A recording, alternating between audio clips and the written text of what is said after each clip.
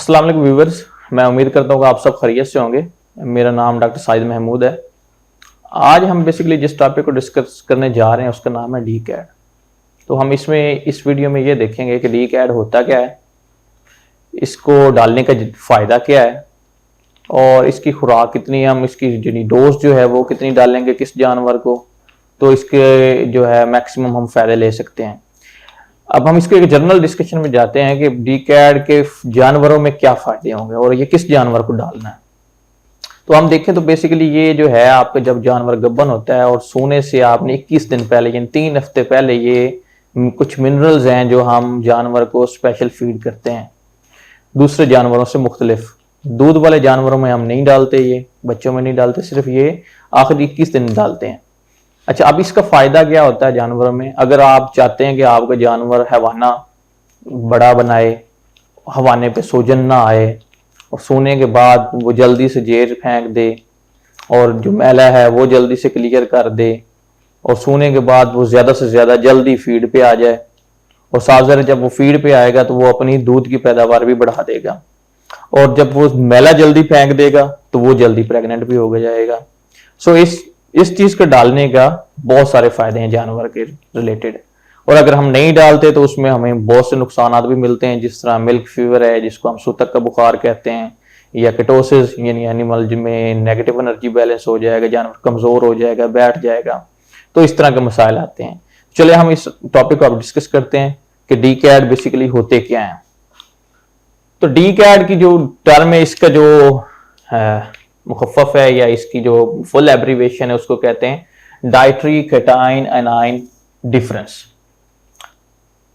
तो जब भी हम किसी जानवर की फीड बनाते हैं तो उसमें हम उसके अगर देखें तो वो उसकी जो स्टेजें होती हैं उसमें ड्राई होता है हमारे पास एनिमल, या ट्रांजिशन में होता है यानी सोने से 21 दिन पहले और सोने के 21 बाद, और तीसरी स्टेज होती है दूध वाले जानवरों की। तो हम जब भी इनकी फीड बनाते हैं तो इनकी रिक्वायरमेंट के हिसाब से बनाते हैं।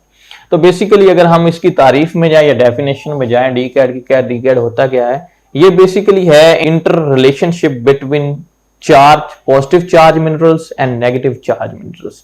यानी इसका मतलब ये है कि ये कुछ ऐसे मिनरल्स होते हैं जिन पे चार्ज पॉजिटिव होता है और जिन पे नेगेटिव होता है। तारीफ में हमने देख लिया, अब इसको हम देखते हैं कि इसकी टाइप्स कितनी होती हैं। तो पॉजिटिव एक डी कैड होता है और एक नेगेटिव डी कैड होता है। तो पॉजिटिव डी कैड का क्या एग्जांपल होती है, उसमें हमारे पास जिस तरह पोटाशियम है, सोडियम है, कैल्शियम है, मैग्नीशियम है, तो इन पे पॉजिटिव चार्ज होता है, इसको हम पॉजिटिव डी कैड कहते हैं। नेगेटिव डी कैड क्या होते हैं, जिसमें हमारे पास नेगेटिव चार्ज वाले मिनरल्स होते हैं, यानी क्लोरीन है, सल्फर है और फास्फोरस है। अगर हम इसको देखें कि पॉजिटिव आयंस का क्या काम होता है और नेगेटिव आयंस का क्या काम होता है, तो हम देखेंगे पॉजिटिव आयंस जो हैं ये मिल्क प्रोडक्शन को इंक्रीज करते हैं यानी दूध की पैदावार को बढ़ाते हैं, और इसी तरह हम नेगेटिव आयंस की तरफ जाएंगे तो इसका क्या काम होता है कि अगर हम इसको सोने से पहले देते हैं, प्री पार्टम यूज करते हैं यानी सोने से पहले देते हैं, तो जानवर के सोने के बाद ये किन चीजों में फायदा देता है। तो उसमें अगर हम देखें तो ये इम्यून स्टेटस को बढ़ाता है यानी कुव्वत मुदाफ़त को बढ़ाता है, जानवर की सेहत यानी हेल्थ को इंप्रूव करता है, और थर्ड नंबर पे प्रोडक्शन को यानी दूध की पैदावार में भी इजाफा देता है।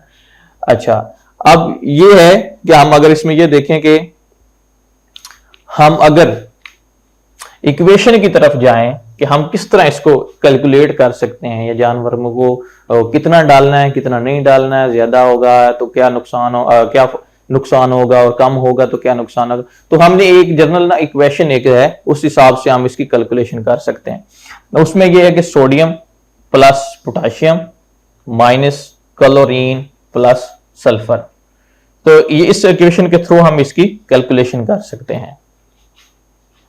तो अगर एक एग्जांपल के तौर पे हम एक लेते हैं अगर रेशो, तो अगर हम पॉजिटिव 50 और पॉजिटिव 250 मिली इक्विवेलेंट पर केजी होगा ड्राई मैटर राशन में, तो ये एक फॉर एग्जांपल हम नॉर्मल इसकी रेंज लेते हैं, तो अगर ये इस वैल्यू से नीचे जाता है तो क्या होगा, तो आपके जानवर में मिल्क फीवर के यानी सूतक के बुखार के चांसेस बढ़ जाएंगे।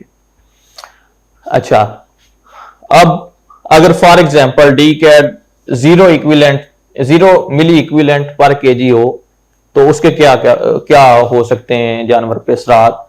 तो वो मेटाबॉलिक एसिडोसिस बेसिकली करता है। तो मेटाबॉलिक एसिडोसिस करेगा तो उससे क्या होगा, आपकी जो यूरिनरी पीएच है यानी पेशाब की जो पीएच है वो आपकी अल्कलाइन से एसिडिक हो जाएगी, जो हमें रिक्वायर होती है क्लोजअप में। अच्छा, अब इसकी एक और रेंज है, फॉर एग्जांपल डी कैट की अगर वैल्यू हो -50 से -150 मिली इक्विवेलेंट पर केजी, तो ये वो ऑप्टिमल रेंज है जिसपे हम मिल्क फीवर से बच सकते हैं, यानी कि सूतक के बुखार से बच सकते हैं। तो ये जब आप -50 से -150 मिली इक्विवेलेंट अचीव कर लेते हैं तो इससे क्या होगा कि आपकी यूरिन की पीएच जो है वो 6 से 6.5 में आ जाएगी। अब हम बात करते हैं कि डी कैट की इंपॉर्टेंस क्या है, इसकी अहमियत क्या है कि अगर हम जानवर को डालते हैं तो इससे हमें क्या क्या फायदे होते हैं। सो पहला जो पॉइंट है इसमें ये है कि ये balance of acid and bases, ये आपके बेसिकली जो एसिड और बेस का बैलेंस है ना उसमें इसका अहम किरदार होता है।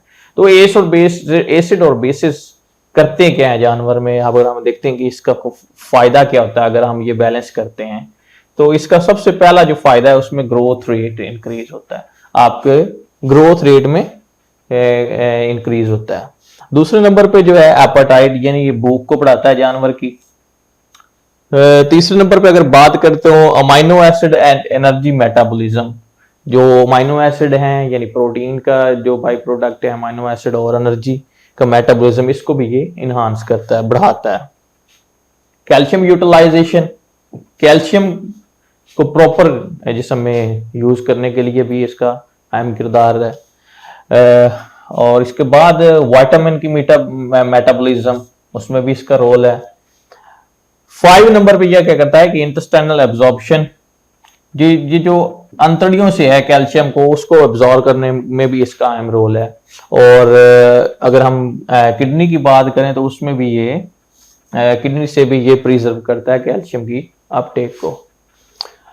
दूसरे नंबर पे हम बात करें तो metabolic acid base balance effect the sensitivity of bone to parathyroid hormone, यानी अगर आपका एसिड और बेस का बैलेंस होगा तो पैराथायराइड हार्मोन की सेंसिटिविटी को ये इंक्रीज करता है। अच्छा, अब हम थोड़ी सी बात करते हैं कि बेसिकली पैराथायराइड हार्मोन का जो है क्या रोल होता है बॉडी में। अगर हम हाई डाइटरी केटाइन एनाइंस देंगे जानवर को, यानी अगर पॉजिटिव चार्ज जिस्म में ज्यादा होगा जानवर के, तो क्या होगा कि पैराथायराइड हार्मोन की सेंसिटिविटी या पैराथायराइड हार्मोन का रिलीज जो है वो कम होना शुरू हो जाएगा। तो अगर फॉर एग्जांपल हम अगर बात करते हैं कि जो पैराथायराइड हार्मोन के फंक्शन क्या होते हैं, तो पहला फंक्शन इसका होता है release of calcium from bones. तो ये हड्डियों से जो कैल्शियम को निकालता है और इस जिस्म में यानी खून में इसको छोड़ता है। एक तो इसका फायदा ये है। दूसरा पैराथायराइड हार्मोन का क्या होता है काम कि ये कैल्शियम एब्जॉर्प्शन थ्रू फीड, तो फीड में से भी कैल्शियम को एब्जॉर्ब करने में मदद देता है। थर्ड नंबर पे हम बात करें तो conservation of calcium by kidney, यानी किडनी से ये जो कैल्शियम की एब्जॉर्प्शन है उसको भी इंक्रीज करता है। अच्छा, एक पैराथायराइड हार्मोन और दूसरा जो हमारे पास होता है वो कैल्सिटोनिन है। कैल्सिटोनिन इसके उल्ट काम करता है कि ये जो कैल्शियम अगर ब्लड में ज्यादा होगा तो उसको बोन्स में डिपॉजिट कराएगा और जो एनिमल के लिए रिक्वायरमेंट होती है उसको बॉडी में रिक्वायरमेंट पूरी करेगा। अच्छा, अब हम बात करें अगर क्योंकि जब कैल्शियम हाई होता है ब्लड में तो पैराथायराइड हार्मोन क्या काम करता है, इसका एक्शन जो है वो ड्रॉप हो जाता है, ये अपना काम कम करना शुरू कर देता है। तो अगर हम बात करें कि एसिडिक स्टेट होगी अगर बॉडी में, नेगेटिव आयंस जो ज्यादा हो गए तो फिर क्या होगा कि पैराथायराइड हार्मोन का फंक्शन जो इंक्रीज हो जाएगा और वो फिर साफ कैल्शियम की रेगुलेशन को कंट्रोल करेगा। तो अगर हम प्रॉपर काम लेना चाह रहे हैं या जिस्म में प्रॉपर एसिड बेस बैलेंस बनाना चाह रहे हैं तो उसके लिए हमें जो इक्वेशन के मुताबिक जो हमें हमारी वैल्यू होनी चाहिए वो 100 मिली इक्विवेलेंट पर केजी होनी चाहिए ऑफ ड्राई मैटर। यानी अगर हमने पैराथायराइड हार्मोन और कैल्सिटोनिन का जो बेहतरीन रोल है वो अगर जिस्म में एनिमल के परफॉर्म करना है तो उसके लिए हमें एनिमल के जिस्म में जो कैटायन एनायन का बैलेंस है वो हमें 100 मिली इक्विवेलेंट पर केजी रखना पड़ता है। तो इससे जो कैल्शियम की रेगुलेशन है बॉडी में वो प्रॉपर होती है। जी, अब हम डिस्कस करेंगे कि प्रिवेंटिव मेजर्स क्या हैं, यानी अगर हम डी कैट डाल रहे हैं तो हमें किन बातों का ख्याल रखना चाहिए ताकि हम उससे मैक्सिमम फायदे ले सकें। तो पहली बात की तरफ जाते हैं, हम देखें अगर आप डी कैट डाल रहे हैं और साथ ऐसी फीड्स डाल रहे हैं जिसमें पोटाशियम और सोडियम का लेवल जो हाई होगा तो आपके डी कैट जो है वो प्रॉपर वर्क नहीं कर पाएगा। सो आप उसका इन शॉर्ट ये कह सकते हैं अगर पैसे का ज़या कर रहे हैं। दूसरे नंबर पे हम बात करें तो बेसिकली पोटाशियम और सोडियम होता किन फॉडर में ज्यादा है, तो अगर हम बात करें ग्रीन फॉडर्स की, जो सब्ज चारे हैं उनमें जो पोटाशियम और सोडियम का लेवल होता है वो हाई होता है। तो फिर अगर हम डी कैड के साथ सब्ज चारा डाल रहे हैं तो फिर आपका जो है डी कैड यानी डाइट्री कैटायन बैलेंस वो नहीं हो पाएगा, तो उससे आप फिर प्रॉपर रिजल्ट नहीं ले पाएंगे। सिमिलरली ऐसे ग्रेन जो अल्कली के साथ ट्रीट हुए हों, जिनमें आपने अल्कली यूज की हो, वो भी आपके डी कैड को की परफॉर्मेंस को डाउन करते हैं। तीसरे नंबर पे हम बात करें मोलासिस, तो मोलासिस यानी शीरा, तो शीरा भी अगर हम डालेंगे तो उसमें भी पॉजिटिव चार्ज आयंस जो होते हैं वो ज्यादा होते हैं और वो भी आपके डी कैड को जो उसका लेवल है उसको डाउन कर सकते हैं। तीसरे नंबर पे हम बात करें तो adequate magnesium for effective calcium absorption and metabolism, तो कैल्शियम की प्रॉपर वर्क करने के लिए हमें मैग्नीशियम का भी एक खास जो डोज है वो रिक्वायर होती है। अगर हम मैग्नीशियम को बेसिकली ये डायरेक्टली रिलेटेड है कैल्शियम के एब्जॉर्प्शन से, अगर हम मैग्नीशियम का लेवल डाउन करते हैं तो कैल्शियम का लेवल भी अल्टीमेट डाउन होगा और उससे फिर हमें प्रॉब्लम फेस करने पड़ सकते हैं। तो जो मैग्नीशियम का लेवल आपने एडजस्ट करना है वो करना है 3.5 ग्राम पर केजी ऑफ ड्राई मैटर, तो यानी 3.5 ग्राम पर केजी ड्राई मैटर का लेवल आपने मैग्नीशियम का पूरा करना है। तो इसका अगर इस लेवल पे पूरा करें तो देन कैल्शियम का जो है वो जो अब्जॉर्प्शन है या उसका लेवल जो है वो पूरा कर सकेंगे। तो मैग्नीशियम का सोर्स हमारे पास जो होते हैं वो दो तरह के होते हैं, मैग्नीशियम सल्फेट्स होते हैं और मैग्नीशियम क्लोराइड्स होते हैं। इससे आप मैग्नीशियम का लेवल जो है वो पूरा कर सकते हैं। इसी तरह अगर हम बात करें सल्फर की, तो सल्फर भी उतना इंपॉर्टेंट है जितना मैग्नीशियम है। तो सल्फर का जो लेवल है वो होता है 4 ग्राम पर केजी ड्राई मैटर। तो इसका सोर्स क्या हो सकता है, कैल्शियम और अमोनियम सल्फेट्स की फॉर्म में आप इसको डाल सकते हैं। अगर हम कैल्शियम की बात करें तो कैल्शियम का जो लेवल है 120 से 150 ग्राम पर डे आपने रखना है, तभी इसका आप प्रॉपर रिजल्ट ले पाएंगे। और फास्फोरस की बात करें तो वो है 50 ग्राम पर डे। एक जनरल सी बात है कि अगर आप फास्फोरस का लेवल पूरा नहीं करते बॉडी में तो ये आपको डाउनर कॉज सिंड्रोम की तरफ ले जाएगा, उसमें एक बीमारी कर दे जाएगा जिसमें जानवर बैठ जाएगा। तो इन सारी चीजों को मद्देनजर रखते हुए आपको कैल्शियम के साथ साथ मैग्नीशियम, सल्फर और फास्फोरस का लेवल भी पूरा करना पड़ता है ताकि आपका कैल्शियम प्रॉपर वर्क कर सके। ये सारी चीजें आपस में इंटररिलेटेड होती हैं। अच्छा, अगर हम बात करते हैं कि हम हाई एनाइन साल्ट जो हैं अगर ज्यादा दे देते हैं, यानी कि अगर हम डी कैट ज्यादा डाल देते हैं तो उसका जानवर की सेहत पे क्या असर होगा, तो उसमें अगर हम देखें कि अगर हम ज्यादा उसको डालते हैं तो उसका फीड इनटेक या अदर मेटाबॉलिक डिसऑर्डर आना शुरू हो जाएंगे।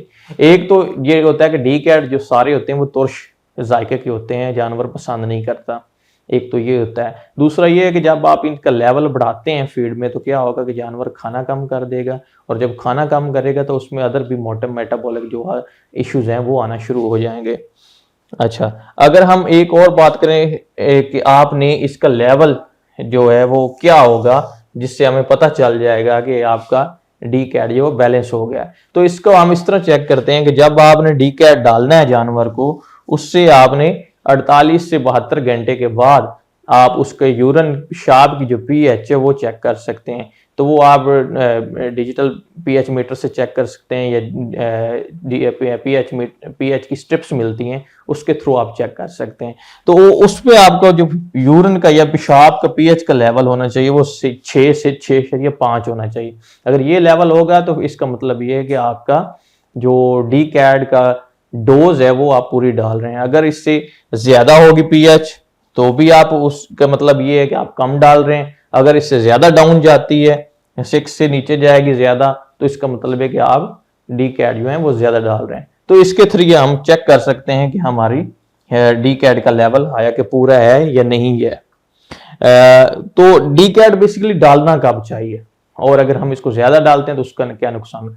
तो हमें मिनिमम जो है वो 2 वीक्स बिफोर काविंग, यानी सोने से 2 हफ्ते पहले इसको डालना शुरू करना चाहिए। और ये है कि 4 हफ्तों से ज्यादा इसको नहीं डालना है। जब आप 4 हफ्तों से ज्यादा इसको डालेंगे सोने से पहले, तो फिर ये एनिमल में डिफरेंट प्रॉब्लम काज करेगा। सो जो बेस्ट इसका टाइम है वो ये होता है कि सोने से आपने 21 दिन पहले इसको स्टार्ट कर देना है फीड में, और सोने तक आपने इसको जारी रखना है।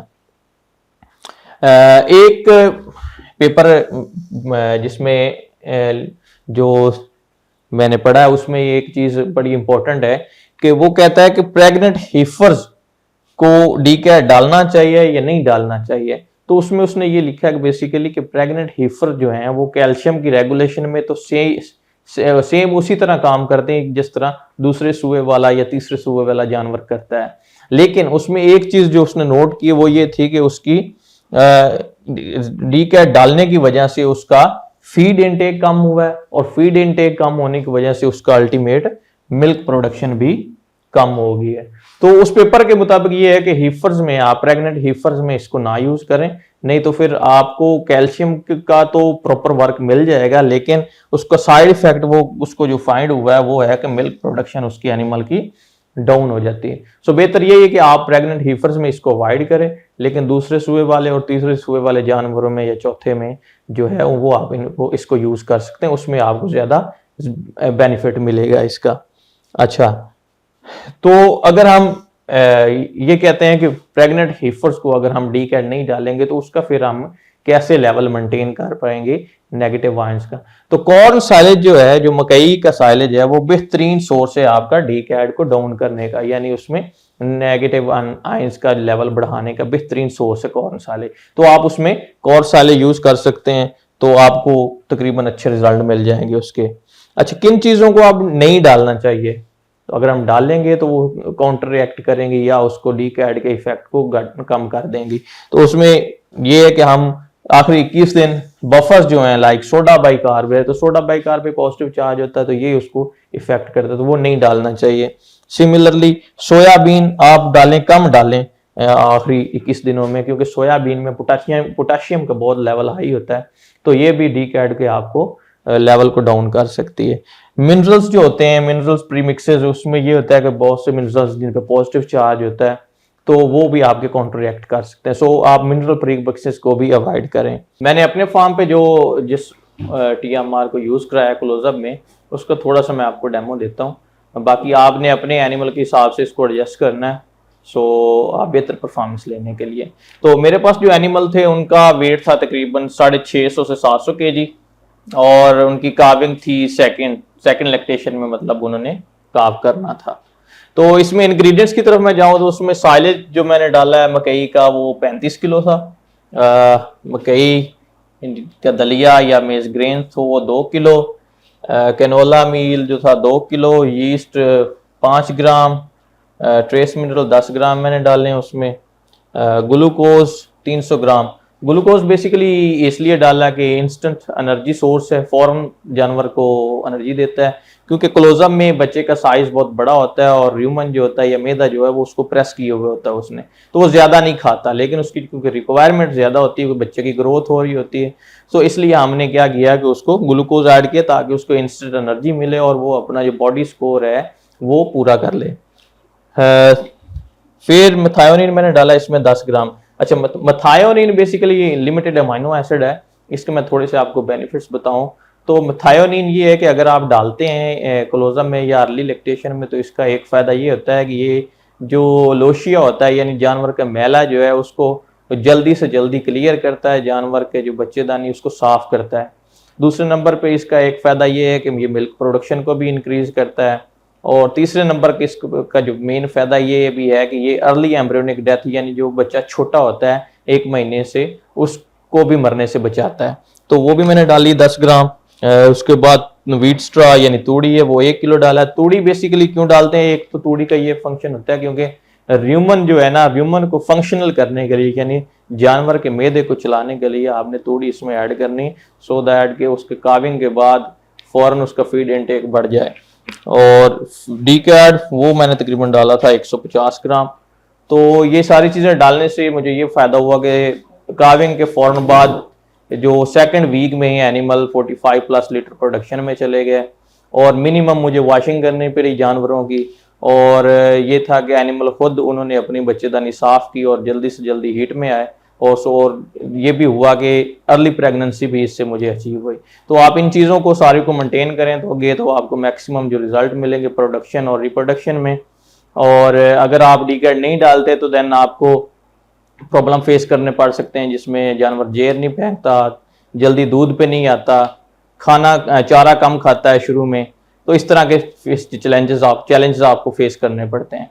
सो शुक्रिया। अगर इसके रिलेटेड आपका कोई क्वेश्चन है तो वो मुझे आप मेरे पर्सनल नंबर पे व्हाट्सअप कर सकते हैं। And thank you for watching video.